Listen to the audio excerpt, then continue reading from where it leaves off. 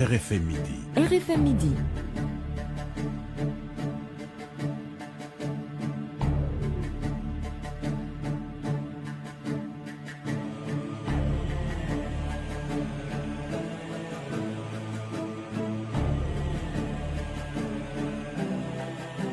RFM Midi. RFM Midi. Il est 12h à Dakar et partout ailleurs au Sénégal. Mesdames, Messieurs, bonjour. Bienvenue au grand journal de la radio Futur Média. Souleymane Niang. Au sommaire, de nouvelles inondations dues à de fortes pluies. La nuit dernière à Ourossogui, les populations appellent à l'aide après avoir combattu les flots en vain. Après la pluie, la crue du fleuve Sénégal en amont du barrage anti-sel de Diama, les eaux ont détruit des récoltes et des stocks d'engrais à Débitiguette. Et puis, nous suivrons les interventions des uns et des autres sur le terrain. À Thiès, la désinfection des quartiers inondés par le service d'hygiène. Dans la banlieue dakaroise, la visite du leader du PASTEF, Ousmane Sonko. Vous entendrez également le ras-le-bol des populations. Baccalauréat 2020, débat autour du grand nombre d'admis au premier tour. Vous entendrez les différents points de vue dans ce journal. Le sommaire de l'actualité internationale avec vous, Georges Détié-Diop. Bonjour. Bonjour Souleymane Niang. Au Mali, le M5 RFP prend très au sérieux l'ultimatum de la CEDEAO. L'opposition espère une transition dirigée par des civils à l'issue des concertations nationales. Présidentielle en Guinée, la Cour constitutionnelle a enregistré 12 dossiers de candidature. La liste des retenus connue ce mercredi. À tout à l'heure pour le développement de tous ces titres. Georges Détié-Diop. Les titres sport, cher Tidiane Diagne, bonjour. Bonjour à vous Souleymane Niang et bonjour à tous. AS Pikine et Teungueth FC autour d'une table pour discuter du transfert d'un attaquant du club de la banlieue dakaroise. Assane Diatta a été enrôlé par la formation rufisquoise avant qu'AS Pikine ne s'y oppose. Sénégal-Mauritanie du 13 octobre prochain, une rencontre amicale qui intéresse plus d'un chez les Mourabitoun. Vous entendrez là-dessus l'avis d'un supporter avec qui connaît assez bien le Sénégal, mais aussi la Mauritanie, son pays d'origine. Lionel Messi s'entraîne avec le collectif du FC Barcelone ce matin, une première depuis ses envies d'ailleurs. À tout à l'heure pour le développement, cher Tidiane Diagne. Coronews, l'actualité de la pandémie de Covid-19 sera présentée par Amadou Sabarba. Et puis avec nos deux invités du jour, nous discuterons du financement du plan d'urgence contre les inondations dans un contexte économique difficile. Ce sera dans Point de vue.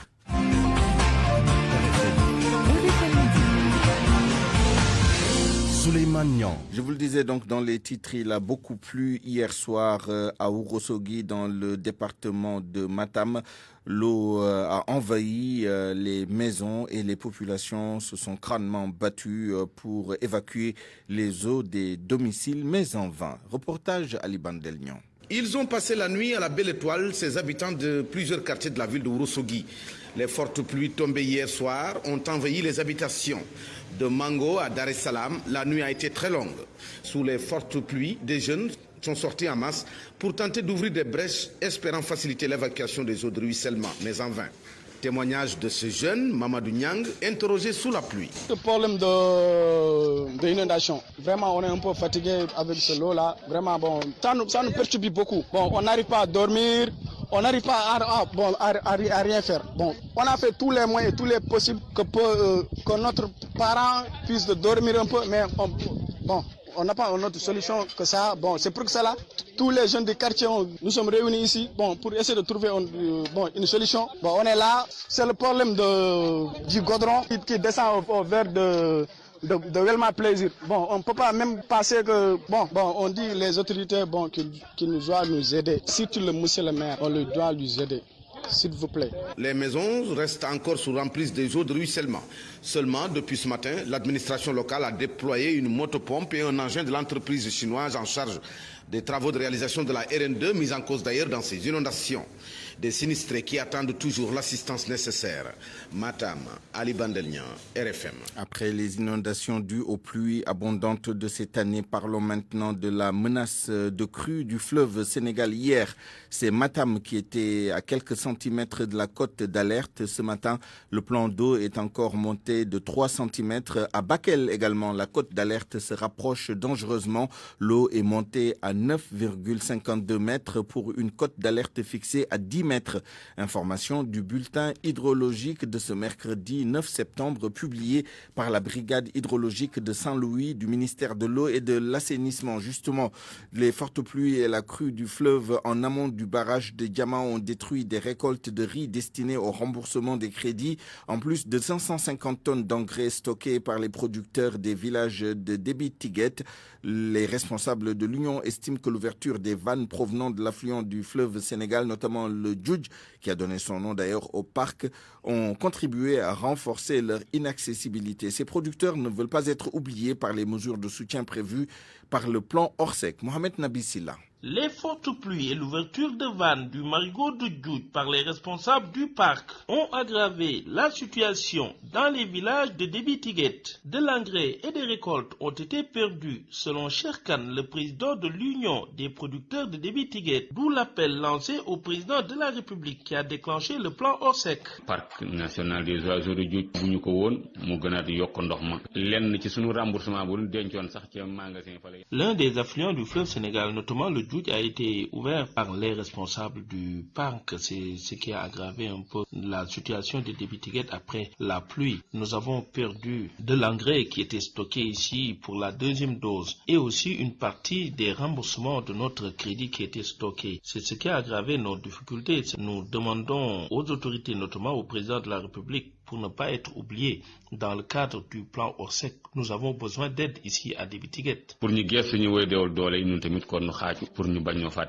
L'impraticabilité de la route rend l'accès difficile dans ces villages situés derrière le parc de Djoudj. RFM Saint-Louis, Mohamed Nabissila.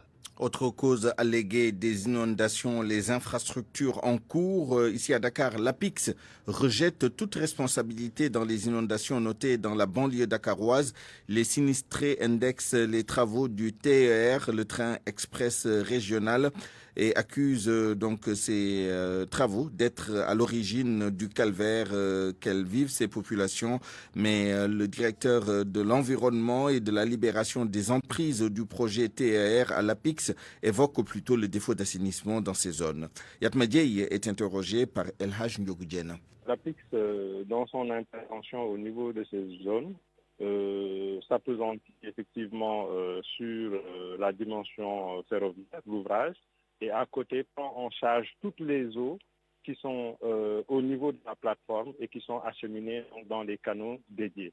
La réalité est que la plateforme ferroviaire, donc les rails, servait d'exutoire. Et aujourd'hui, étant donné que cette solution qui n'en était en réalité une, ne peut plus servir d'exutoire. Donc on ne peut plus rejeter dans les rails. Et les eaux donc, qui étaient à tort rejetées dans cet espace-là parce que non prises en charge par un système d'assainissement se retrouvent autour des zones d'habitation. Mais ce ne sont pas les eaux du projet TER qui descendent et vont au niveau des populations. Ces eaux sont effectivement canalisées comme il se doit vers des exutoires dédiés. Mais est-ce que toutes les études nécessaires, les études d'impact et autres, ont été faites afin d'éviter des désagréments pour les populations? Toutes les études nécessaires ont été faites par rapport aux conséquences des travaux, que ce soit les études d'impact environnemental, les études hydrauliques, hydrologiques. Ce qu'il faut retenir en réalité, c'est que dans ces zones, il y a par défaut déjà des difficultés relativement à l'assainissement. L'APIX, dans son intervention de manière globale, est intervenue dans la banlieue au niveau de Pékin avec le projet de restructuration Pékin Irrégulier Sud pour ramener un niveau d'assainissement beaucoup plus élevé que ce qu'on avait rencontré. En tous les cas, les années se succèdent et se ressemblent chez les sinistrés de la banlieue. À chaque année, les politiciens, pouvoir comme opposition, valsent dans les zones inondables. Une simple récupération politique selon l'essentiel des inondés interpellés par Salif Sow. Macky Sall est annoncé dans les zones inondées. Le président de la République a été précédé à Pékin par la première dame Marème Faye Sall hier. Sa visite fut mouvementée. El Hadji Malick Gakou, le leader du grand parti, lui a fait une sortie à Guédiawaye, son fief politique. Une localité que compte visiter ce matin Ousmane Sonko, un autre opposant. Aux yeux de Mame Diarra Diouf, ce n'est que de la récupération politique. Les autorités politiques devaient venir avant qu'on annonce l'arrivée de l'hivernage. Bien vrai que les populations sont fatiguées parce que tout le temps ils se plaignent de l'hivernage, de la pluie. Mais ils ne sont pas satisfaits du tout. Je pense qu'ils peuvent venir avant pour leur rendre service, venir les accompagner avant que l'hivernage arrive. La banlieue, un grenier électoral toujours courtisé par les politiciens en période hivernale, a constaté Alima. Tout ça, c'est de la politique. Ils savent que le nombre de votants dans la banlieue est énorme, raison pour laquelle beaucoup de politiciens se précipitent vers la population. Mais partis au pouvoir comme opposition, ils ne gèrent que leur intérêt. C'est bien d'assister son prochain en période de difficulté. Chimère, lui, voit sous cet angle le déplacement des politiques dans les zones inondées de la banlieue de Dakar. C'est bien parce que si tu habites avec les gens qui sont dans leur localité, c'est normal. Si on a des difficultés pour aller voir les gens, c'est normal. Bon, ceci après c'est ce qu'il fait quoi. Les saisons des pluies se succèdent et se ressemblent en banlieue. Ici, inondation rime avec valse des politiciens, sans solution définitive. Salif Sow, Guédiawaye, Radio Futur Média. À Thiès, plusieurs quartiers sont également toujours sous les eaux. Des éléments du service d'hygiène, soucieux de la recrudescence de certaines maladies, sont descendus sur le terrain pour procéder à la désinfection et à la nébulation des zones inondées. Reportage, Cheranta Diop. Des agents du service d'hygiène de Thiès, tous mobilisés, munis de leur appareil de pulvérisation, sont en action. Nguent, Medina Fall sont les quartiers les plus touchés par les inondations. Capitaine Idrissa Ndiaye, chef de la brigade régionale de l'hygiène de Thiès. Il y a surtout le quartier de Nguent et de Medina Fall qui sont durement touchés par ces eaux de pluie. Ces eaux de pluie créent ce qu'on appelle des gîtes larvaires. Donc quand on parle de gîtes larvaires, c'est vraiment le lieu propice à l'éclosion de certains moustiques. Donc, qui causent ce qu'on appelle les maladies vectorielles comme le paludisme et la dengue. Vous voyez qu'au niveau de ce quartier, vous voyez que les gens marchent au niveau de l'eau. Donc ça peut aussi impacter sur la recrudescence des maladies dermatologiques. Ces opérations techniques de désinfection ont un rôle important à jouer.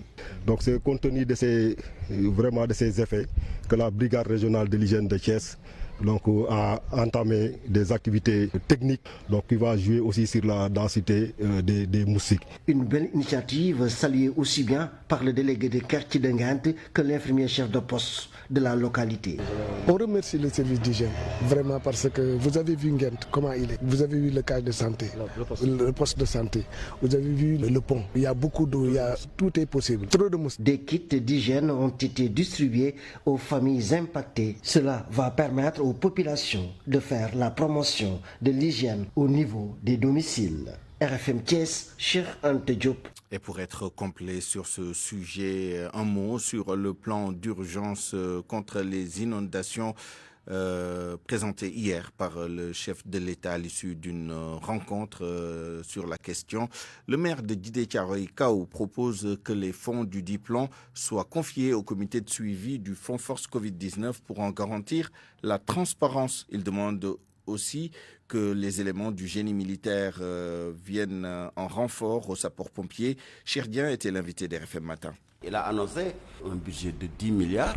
Il faudrait que ce qui s'est passé dans le plan décennal de lutte ne nous arrive pas, où le ministre Pape Gorgui Ndong a reconnu, a avoué hier que c'est 26% seulement de ce plan qui a été exécuté, soit moins de 200 milliards sur les 767 milliards qui étaient annoncés par le président de la République.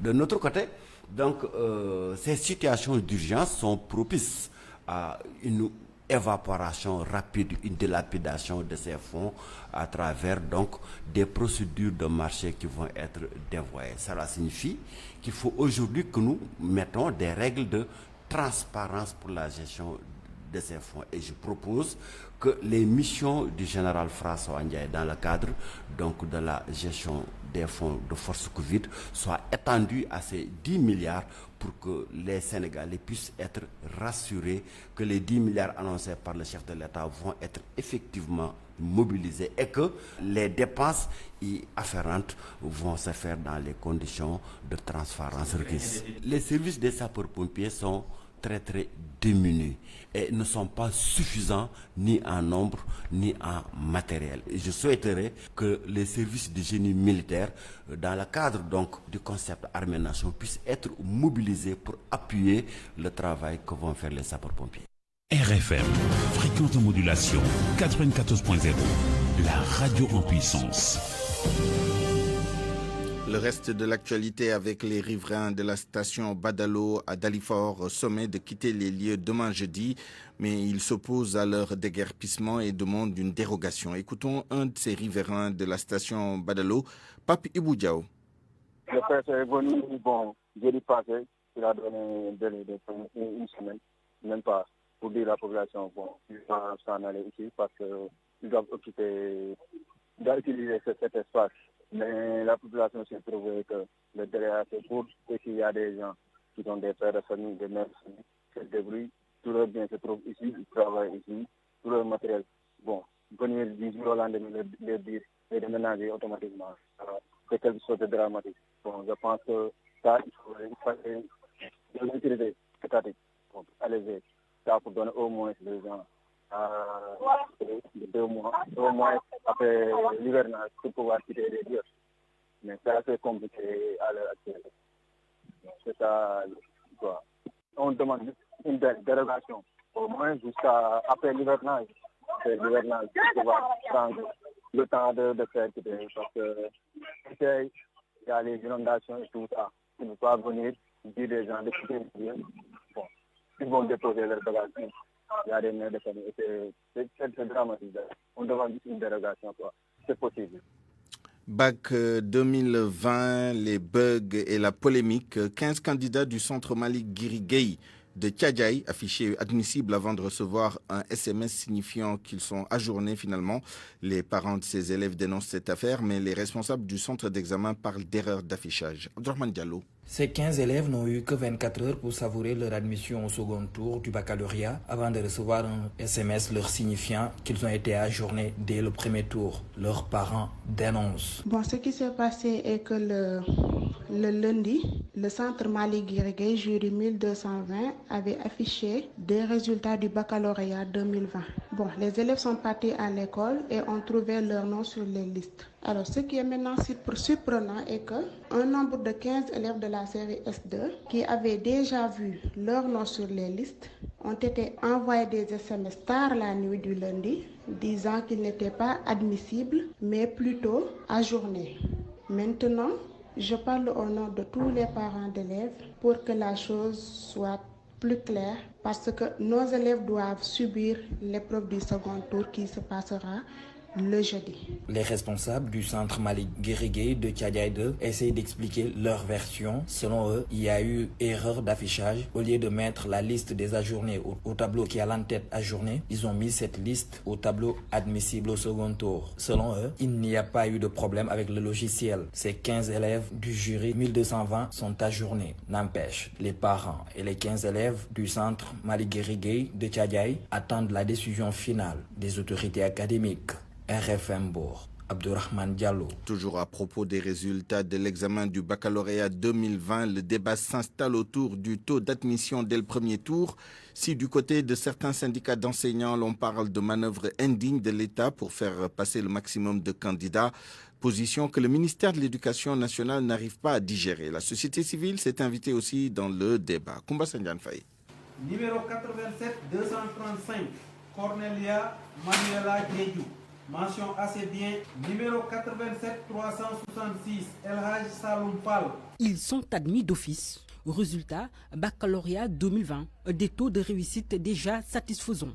Malgré près de 4 mois sans cours, comment de si bons résultats peuvent-ils se produire? Le secrétaire général du QCMS authentique parle de tricherie orchestrée. Dambot demande à l'État du Sénégal de rendre compte. Les élèves n'ont pas appris dans le public pendant les 3 mois et demi pendant lesquels l'école sénégalaise a été fermée du fait de la Covid-19. Donc il faut qu'on nous dise la vérité. Ce qui s'est passé est inexplicable du point de vue scientifique.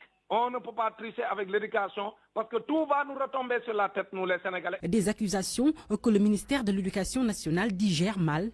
Selon le directeur de la formation et de la communication, de tels propos entachent le travail des années durant des candidats admis et de leurs enseignants. Mohamed Moustapha Mbodjo est le directeur de la formation et de la communication. Lorsque quelqu'un dit que oui, c'est de la tricherie, c'est parce que son enfant n'a pas le bac ou bien son enfant ne fait pas le bac. Donc, tous ces gens-là qui étaient catastrophiques, qui disaient que ce n'était pas possible d'aller à l'école, ce n'était pas possible, donc qu'on allait avoir des résultats catastrophiques, évidemment, on vit le pronostic déjoué. Quand quelqu'un dit que c'est de la tricherie, c'est-à-dire que le syndicaliste qui dit cela, ou n'importe qui d'autre, insulte les enseignants. La COSIDEP, elle, semble se montrer neutre et tempère les ardeurs. Chermbo est le coordonnateur. Il faut déjà relativiser. Nous considérons que les résultats seront bons quand ils répondront aux normes et standards de qualité. Ça veut dire qu'au moins 80% des apprenants réussissent aux examens. Et qu'en plus, nous orienter très rapidement vers un bilan des réponses de l'éducation face à la Covid, en termes d'analyse des offres d'accompagnement qui étaient là, en termes d'analyse des résultats, mais aussi d'accompagnement correct des classes intermédiaires, parce que l'année prochaine, il y a des enfants qui sont restés 7 mois sans apprendre et qui devront faire les examens. Et donc, il était important qu'il y ait une réponse correcte par rapport à ces enfants qui sont dans des classes intermédiaires. Résultat très abordable ou abordable, ou encore déjà prématuré de statuer là-dessus. Et si l'on ignore encore le sort des admissibles, quoi qu'il en soit, d'ici les prochaines heures, on aura le pourcentage net des résultats globaux du baccalauréat 2020. À 12h20 et pour refermer cette page nationale, venons-en à l'épidémie de Covid-19 au Sénégal. 58 cas positifs ont été enregistrés sur 1317 tests effectués hier. Parmi ces cas, 36 cas contacts, 1 cas importé et 21 cas de transmission communautaire. On note également un décès, ce qui porte le bilan des décès à 293. En tout, 14 102 cas de Covid-19 ont été déclarés depuis le début de l'épidémie en mars dernier. 10 176 ont pu guérir de la maladie. 3 632 sont actuellement en traitement dans les structures sanitaires dédiées ou à domicile. Covid-19 et santé de l'enfant, l'Organisation mondiale de la santé tire la sonnette d'alarme. À travers un communiqué, elle déclare que le Covid-19 risque d'anéantir des décennies de progrès pour éliminer les décès évitables d'enfants. Au Sénégal, les spécialistes en pédiatrie invitent les populations à encore fréquenter les structures de santé pour la vaccination et l'État a relancé les programmes de santé de l'enfant à Wambaye. Conserver les acquis en matière de santé de l'enfant dans ce contexte de Covid-19, un aspect essentiel d'après le professeur Mamadou Ba, pédiatre, pneumologue et conseiller en santé du président de la République. Je pense que dans cette période de pandémie de la Covid-19, il est important qu'on fasse la promotion d'un système de santé résilient.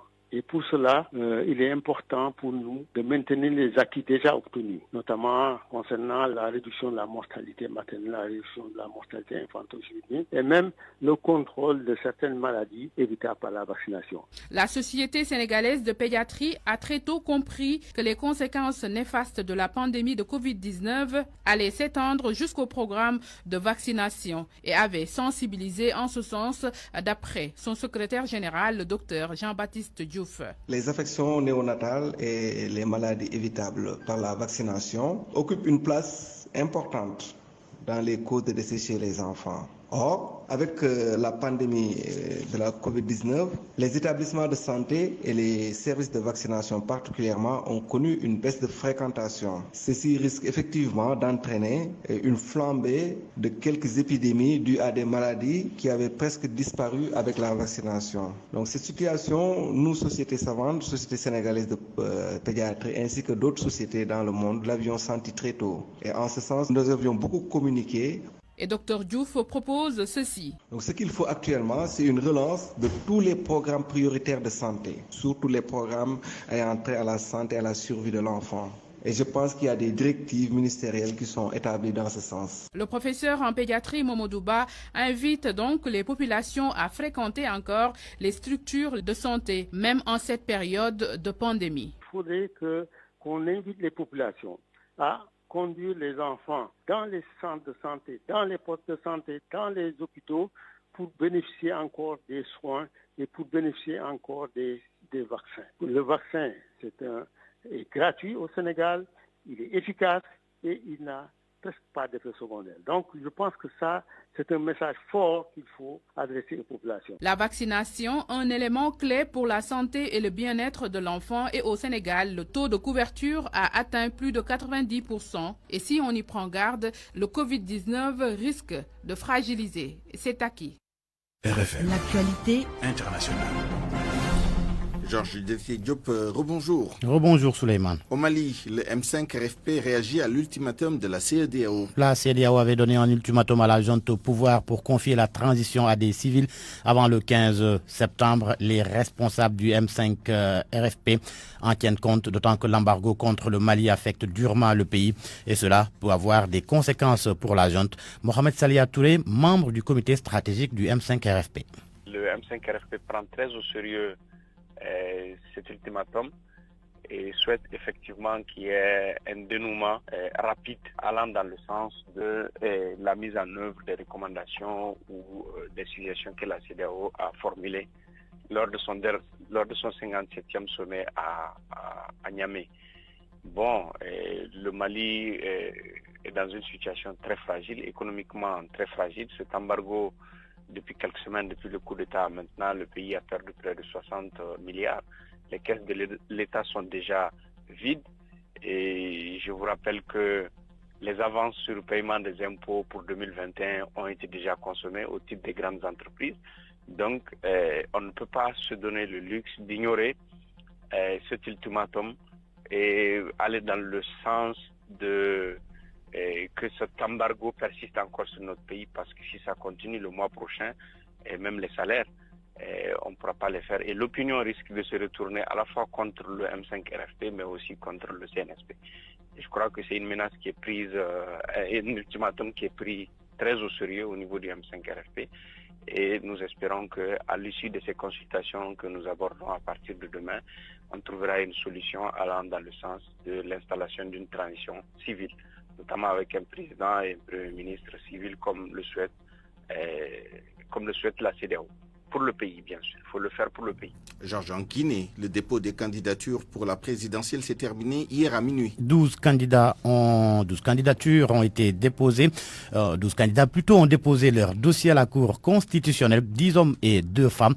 La liste des retenus sera connue ce mercredi. Entre autres candidatures déclarées, le président sortant Alpha Condé, Cellou Dalein Diallo, l'ancien bâtonnier et plusieurs fois ministre Abdoul Kabele Kamara. Il y a aussi Abdoulaye Abbé Silla qui en est à son second essai. Mamadou Silla, le chef de file de l'opposition parlementaire, lui s'est finalement retiré. Il ne va plus participer à l'élection présidentielle. Mamadou Silla explique les raisons de sa décision. C'est un fichier qui n'est pas encore disponible à la CENI. Et donc, vous voyez que entre le cours de l'élection passée et législative et référendaire, donc le problème de fichier a créé beaucoup de problèmes. Il y a eu mort d'hommes, beaucoup, et puis voilà, jusqu'à aujourd'hui, c'est pas disponible. Donc alors on ne peut pas aller comme ça aveuglément dedans, parce que tu ne peux pas te retourner après, tu n'as pas le même projet de question. Voilà, donc aussi il y a les morts, comme on a dit, il y a aussi beaucoup de gens qui sont emprisonnés, aussi il y a même les sages ne sont pas épargnés maintenant. Donc il y a tout ça, parce qu'il y a eu vraiment des centres musclés des forces de l'ordre, c'est des sages qui se réunissent des 4 coordinations de la Guinée, et donc on les a empêchés, puis on les jeté des gaz, bon. Vraiment, c'était même dans le domicile privé. Donc tout ça, c'est comme si c'est la dictature qui s'y installe. Donc voilà, un peu, il y a tout ça, quoi. Est-ce que vous allez soutenir un autre candidat? Mais jamais. À ce moment, je ne sais pas quelle sera ma démarche, parce que je ne veux pas me brumer et puis aller donner ma voix à quelqu'un d'autre. Sinon, je ne serais pas cohérent de moi-même, mon démarche. Et puis le bilan des inondations au Niger, plusieurs dizaines de morts. 57 morts et environ 300 000 sinistrés. D'importants dégâts matériels ont été également enregistrés. Des dizaines de milliers d'habitations emportées par la furie des eaux. Au total, ce sont 41 départements, 103 communes, 587 villages et quartiers qui sont concernés par ces inondations sur tout le territoire national selon le ministre de l'Action humanitaire et de la gestion des catastrophes. Et pour terminer, en Afghanistan, le convoi du vice-président a été la cible d'une attaque à la bombe ce matin. Bilan au moins 6 morts et 12 blessés. C'est un kamikaze qui s'est fait exploser près du convoi alors que le vice-président se rendait à son bureau. Amroullah Saleh est sain et sauf mais souffre de brûlures au visage et à la main. Merci, Georges Détier Diop. Parole aux auditeurs. L'actualité, qu'en pensez-vous? Moi, je pense que vous devrez. Réagissez dans nos éditions d'information sur l'actualité. Bonjour. Du lundi au vendredi, vous avez la parole sur RFM. Point de vue tout à l'heure, à la fin de cette édition, nous parlerons du financement du plan d'urgence contre les inondations annoncé hier et dans un contexte économique très difficile au Sénégal. Et pour ce faire, nous serons avec le docteur Thierno Thioune, économiste, directeur des études du CREFDES, le Centre de recherche et de formation pour le développement économique et social, ainsi qu'avec Habib Ndao, expert financier, secrétaire exécutif de l'Observatoire de la qualité des services financiers. RFM Sport. Bonjour et bienvenue à Chertidiane Diagne. Merci à vous Suleiman et bonjour. Football d'abord, transfert de l'attaquant Hassan Diatta. AS Pikine et Teungueth FC vont discuter. Oui, le recrutement de l'attaquant Hassan Diatta par Teungueth FC crée un souci avec AS Pikine auquel appartient le jeune joueur qui est en contrat jusqu'en 2022 avec le club de la banlieue comme précédemment indiqué par AS Pikine. Teungueth FC dit avoir recruté de bonne foi Hassan Diatta. Badoudia, secrétaire général de Teungueth FC, est avec Sodakam. Effectivement, le joueur est venu signer ici à Teungueth FC. Maintenant, comme on dit souvent, les joueurs font le tour des bureaux des clubs sénégalais pour dire qu'ils sont libres. Maintenant, comme on dit, entre Pikine et Teungueth, il n'y a pas de problème entre nous. Et c'est pas Hassan Diatta qui va venir semer le doute dans notre relation amicale entre Pikine et Teungueth. Une rencontre qui va se faire entre les deux présidents de club et on va essayer de vérifier au niveau de la ligue si réellement le joueur est effectivement, nous croyons déjà à l'AS Pikine qui nous font savoir que le joueur est sous contrat. Maintenant, à partir de la rencontre de demain, nous allons trouver un terrain d'entente entre l'AS Pikine et Teungueth FC.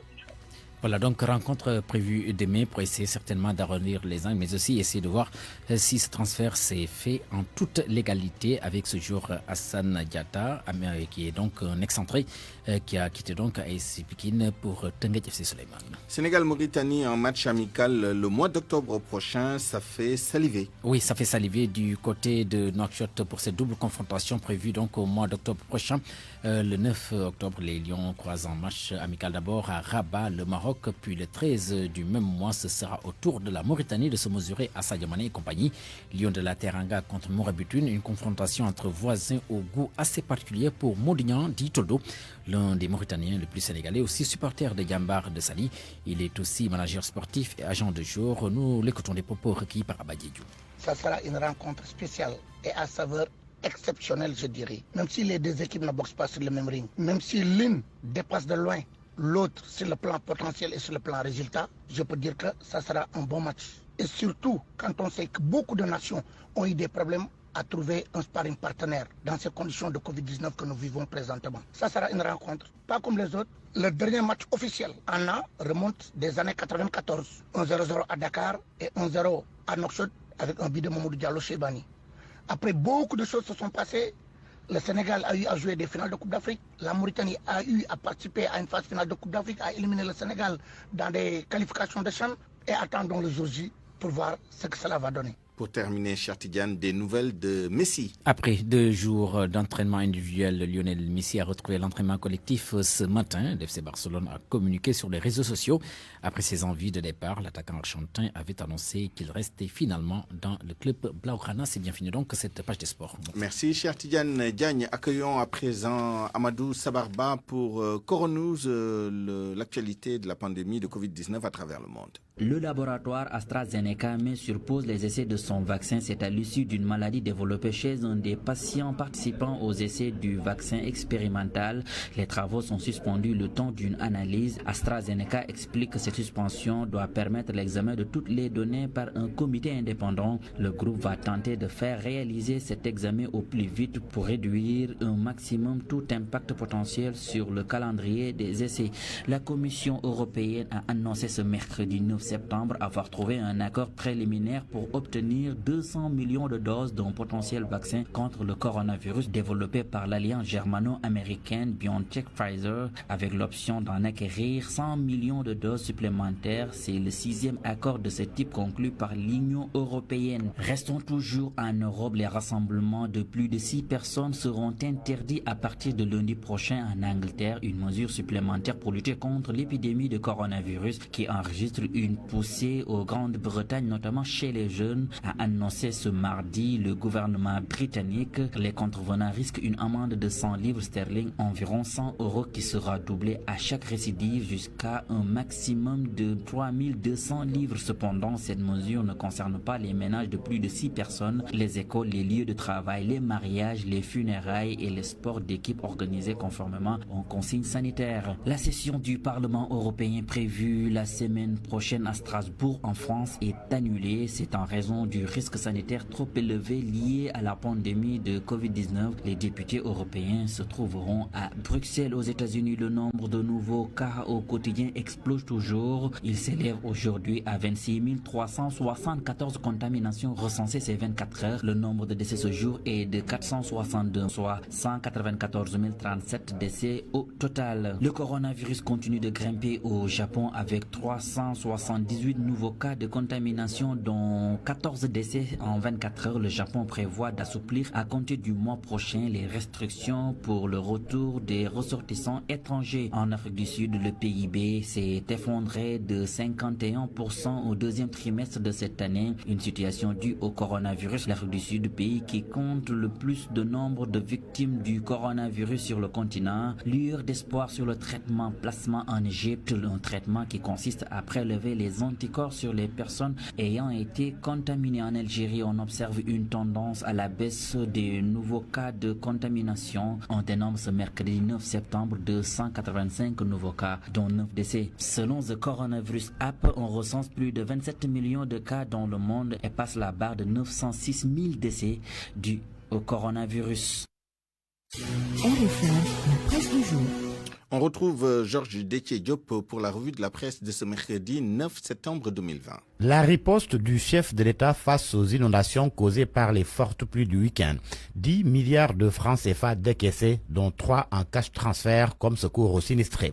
Les 7 autres serviront, selon le président Sall, à accompagner les services des sapeurs-pompiers, de l'ONAS et à l'achat de matériel supplémentaire pour l'évacuation des eaux de pluie. C'est ça le plan de Macky, souligne Enquête. Le plan d'urgence de Macky renchérit Sud Quotidien. Pour le quotidien, Macky se jette à l'eau. D'autres journaux mettent en exergue la somme annoncée. C'est le cas de l'AS qui affirme que Macky dégage 10 milliards de francs CFA et de Vox Populi qui s'adapte au contexte d'intempéries pour dire que Macky fait pleuvoir 10 milliards sur les inondés, non sans souligner que son plan décennal de lutte contre les inondations de 750 milliards de francs CFA engloutis dans les flots. Le chef de l'État fait face à l'urgence des pluies du week-end. Ces mesures ont été prises lors d'une réunion d'urgence au Palais de la République.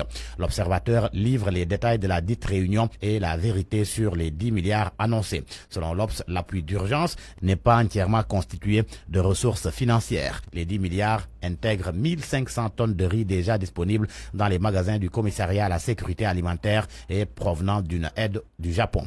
Quant au budget du transfert de cash, il est déjà disponible, indique mon confrère. L'Obs qui apprend que dans les autres mécanismes de financement évoqués par le chef de l'État, le gouvernement a intégré des ressources financières qui devraient être tirées des indemnités de l'assurance mutuelle panafricaine de gestion des risques.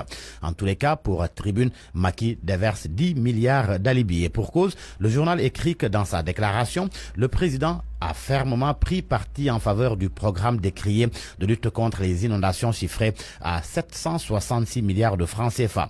Les coupables sont à chercher ailleurs, dit-il, entre le dérèglement climatique et le comportement des Sénégalais. C'est ce que relève Tribune. Le Témoin semble être du même avis, qui s'exclame que Macky se défausse sur le climat.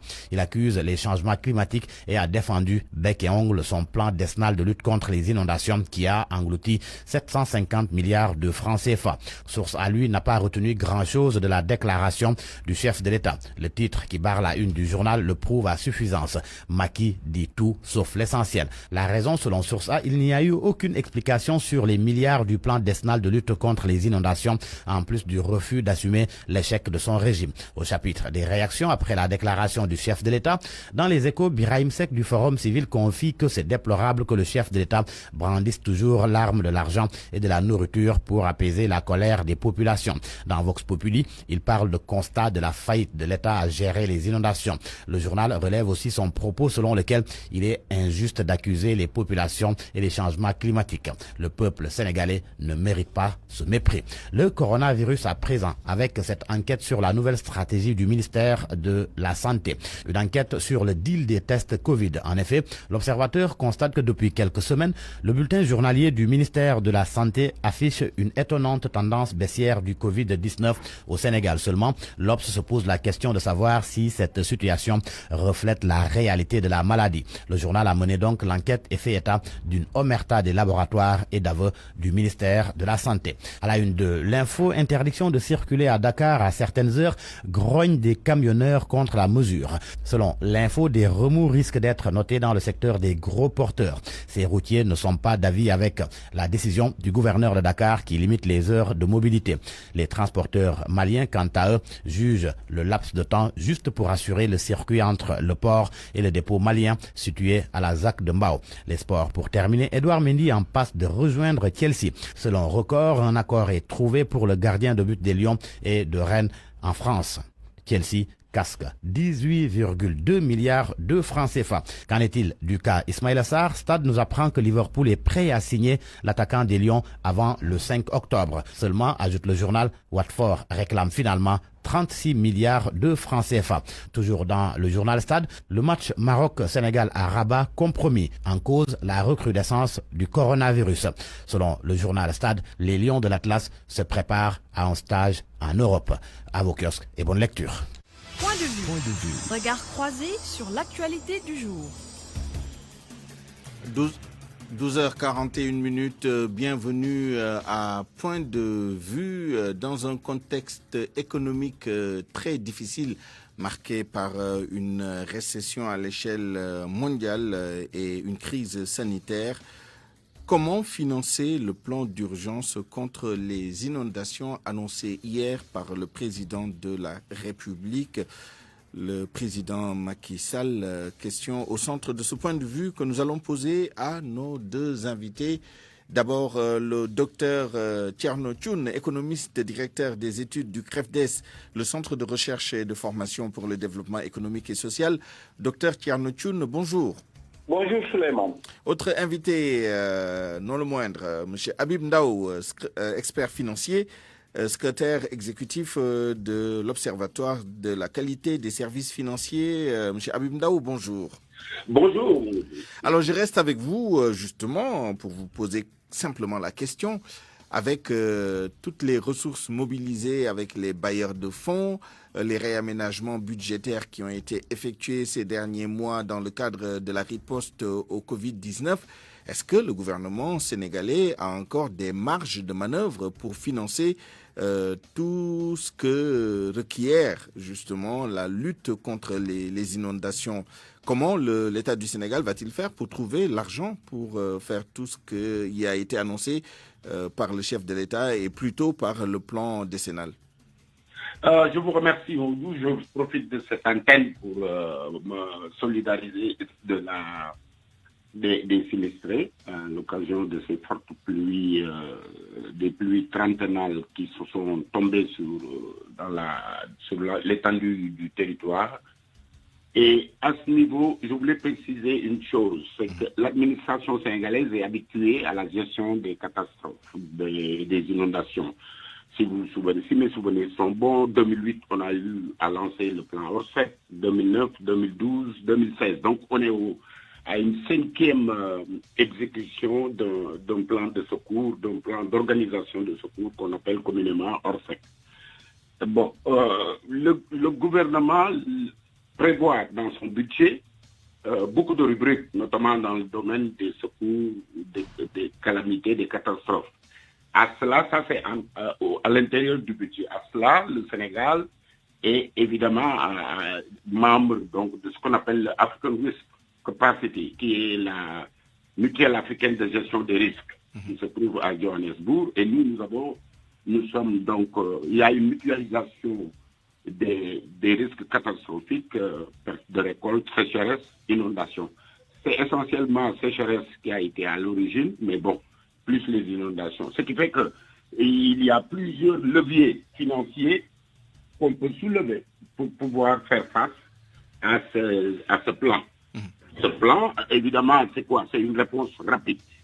En quoi ça consiste? Par des mesures normalement conjoncturelles, parce que les gens sont dans l'eau, et des mesures structurelles. Pour la mobilisation des fonds, je vous ai dit, en plus de l'ajustement budgétaire, en plus des disponibilités dans le budget, dans tous les budgets depuis l'indépendance, il est prévu, vous vous souvenez des histoires des chrétiens, pèlerins, etc. Ces fonds existent et sous différentes rubriques. Mais cette fois-ci, bon, moi, le président de la République a pris l'initiative de mettre les 10 milliards à partir de ce qu'on appelle le fonds de soutien aux calamités, et principalement qui sera mobilisé autour, en dépit de la Covid, autour de ce que je vous ai dit tout à l'heure, donc la mutuelle africaine des risques, les ajustements budgétaires, c'est-à-dire que les fonds sont disponibles, même mis à part les fonds destinés uniquement à la pandémie, parce que ces fonds les fonds liés à la pandémie ont été mobilisés. Bon, je dois vous donner le détail de la mobilisation de ces fonds, mais c'est à peu près les 1000 milliards, on l'a dépassé depuis. Très bien. Je voudrais entendre le docteur Thierno Thioune sur la première partie de votre intervention. Docteur Thierno Thioune, vous avez entendu Habib Ndaw. Si on a bien compris, le budget prévoit déjà des risques de ce type-là. Et il y a d'autres mécanismes qui existent. Est-ce que vous pensez que c'est suffisant pour faire face à des catastrophes d'une telle ampleur, surtout quand ils viennent s'ajouter à une crise sanitaire qui a déjà obligé le gouvernement à mobiliser des ressources sur tous les fronts, notamment avec la coopération internationale? Alors, Souleymane, c'est moins la disponibilité des fonds dans le budget et le nombre de mesures à la fois conjoncturelles et structurelles qui devraient être mis en branle que l'efficacité de l'utilisation de ces ressources en pareille situation. La grande question qui se pose aujourd'hui est comment discipliner les finances publiques en période de crise actuelle, mais aussi à venir.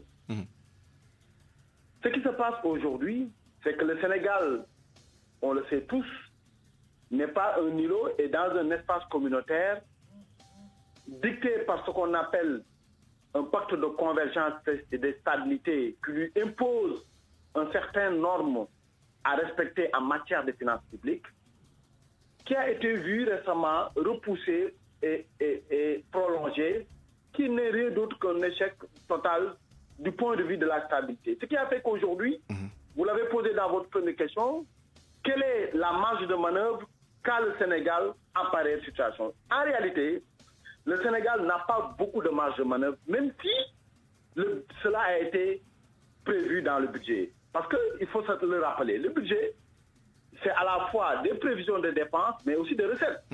Même si les dépenses sont prévues, il faudra que les recettes suivent.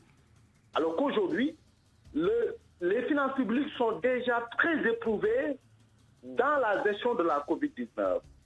Ce qui fait aujourd'hui que vraiment la viabilité, la gestion, assurer la viabilité, l'efficacité dans la gestion à la fois de la COVID-19 et de ces crises que nous connaissons, qu'on peut prévoir, les inondations, va paraître beaucoup plus difficile, ne sera pas chose aisée. On entendra Habib Ndaw tout à l'heure sur la question que vous avez évoquée tout à l'heure, c'est-à-dire celle de la discipline budgétaire et de la gestion des fonds publics en général. Mais avant cela, je voudrais vous relancer sur justement les mécanismes à portée de main du gouvernement au cas où ces marges seraient trop étriqué.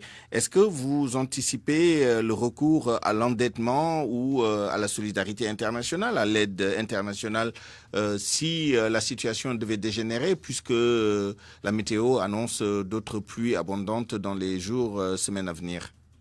Alors, sur la question de l'endettement, je suis formel, je l'ai toujours dit.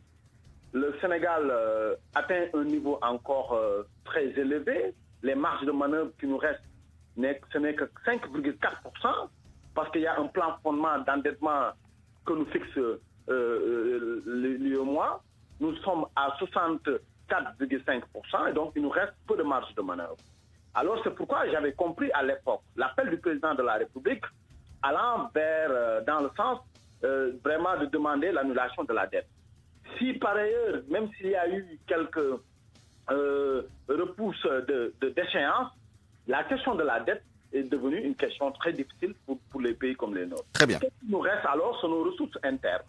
Pour les ressources intérieures, vous avez vu qu'aujourd'hui, il est estimé moins de 25% en matière de mobilisation de ressources au niveau de l'administration fiscale. Qu'est-ce qui nous reste? C'est peut-être aller voir du côté un peu, vous l'avez dit, de la solidarité internationale. Mais il faut se le rappeler aussi, aujourd'hui, le contexte difficile a montré que tous les pays sont en récession, absolument. Et ils ont des difficultés. Nous vivons tous la récession. Ce sera très difficile pour les pays comme les nôtres. De lever des fonds. Mais très rapidement, il nous reste moins d'une minute, malheureusement. Donc, vraiment, pour finir, c'est qu'aujourd'hui, quand l'économie va mal, vraiment, l'État, c'est vrai, doit être toujours présent, répondre présent, soit par la politique budgétaire ou par les incitations au crédit ou pour relancer la machine, mais plus important, l'aspect le plus important que nous n'avons pas jusqu'ici par la politique monétaire. Aujourd'hui, il y a ce pan important qui nous échappe, qu'on n'arrive pas à utiliser, parce que lorsqu'on éprouve et qu'on finisse toutes les marges de manœuvre en matière de budget, en matière de politique budgétaire, n'est-ce pas, la seule main qui nous reste, c'est la monnaie, et c'est un gros débat que nous n'avons malheureusement pas le temps de poser. En tout cas, pas aujourd'hui. Nous reviendrons certainement sur ce débat économique très important et intéressant. Le dernier mot à Habib Ndaw sur les interpellations du docteur Thierno Thioune, notamment en matière de discipline budgétaire et de bonne gestion des fonds. En matière de discipline budgétaire, il est à noter que depuis 2013, nous avons mis sous le président Macky Sall le reprofilage de la dette. On a voulu que les investissements dominent les fonctionnements.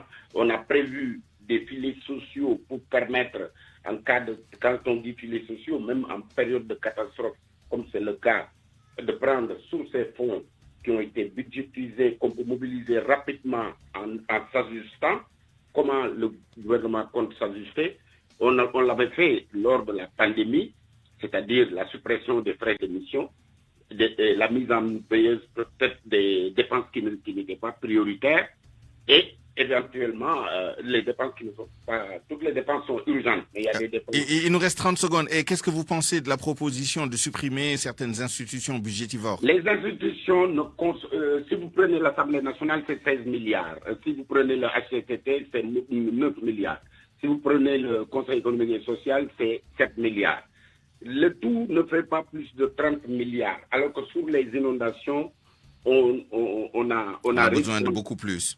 Non, sur les inondations, on met 75 milliards par an alors que l'ensemble de ces institutions, le Conseil constitutionnel, 4 milliards... Donc, ce n'est pas une proposition pertinente. Malheureusement, M. Ndao, je suis désolé, malheureusement, on est arrivé au terme du temps qui nous est imparti et on vous retrouvera tous les deux à 13h et vous aurez l'opportunité de développer un peu plus votre point de vue. Je suis vraiment désolé. À 12h53, c'est la fin de cette édition du Grand Journal. Je vous remercie de l'avoir suivi. Merci à toutes les équipes techniques et rédactionnelles qui m'ont permis de vous la présenter. Laj Ndiogou à la réalisation, Abdoulaye Diop à la mise en onde, mise en ligne assurée par Yassine Pouy. À 13h, retrouvez Mamadou Mohamed Ndiaye pour le journal en Wolof. Tout de suite, Allô Présidence. Excellent après-midi. Au revoir.